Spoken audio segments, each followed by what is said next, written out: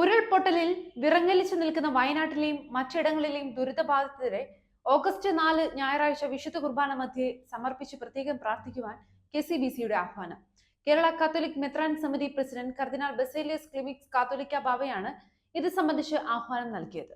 വയനാട്, കോഴിക്കോട് മേഖലകളിലെ രൂപതകൾ, ഇടവകളുടെയും സംഘടനകളുടെയും സാമൂഹ്യ സേവന വിഭാഗങ്ങളുടെയും സമർപ്പിത സന്യാസ സമൂഹങ്ങളുടെയും നേതൃത്വത്തിൽ ഇതിനോടകം സന്നദ്ധ പ്രവർത്തനങ്ങൾക്ക് ഇറങ്ങുകയും പെട്ടെന്നുള്ള ആശ്വാസ പ്രവർത്തനങ്ങൾ നടത്തി വരുന്നുണ്ടെന്നും അതിന് നന്ദി അറിയിക്കുകയാണെന്നും KCBC അധ്യക്ഷന്റെ പ്രസ്താവനയിൽ പറയുന്നു. ആ പ്രദേശത്തെ ആളുകളെ സംബന്ധിച്ച് ദീർഘകാല അടിസ്ഥാനത്തിലുള്ള ആശ്വാസ പ്രവർത്തനങ്ങൾ നൽകും.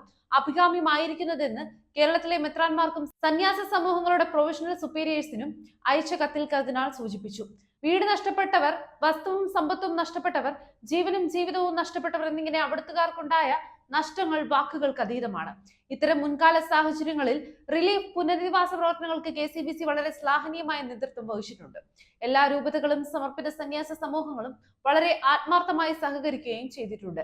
ഈ ദുരന്തമുഖത്ത് നിസ്സഹായരായി പോയ സഹോദരങ്ങൾക്ക് സഹായം എത്തിക്കുന്നതിന് KCBCയുടെ JPD കമ്മീഷന് കീഴിൽ പ്രവർത്തിക്കുന്ന കേരള സോഷ്യൽ സർവീസ് ഫോറത്തിനെ ചുമതലപ്പെടുത്തുകയാണെന്നും മൂലധനം കണ്ടെത്തുന്നതിന് സമർപ്പിത സന്യാസ സമൂഹങ്ങളും സഹകരിക്കണമെന്നും KCBC അഭ്യർത്ഥിക്കുകയുണ്ടായി.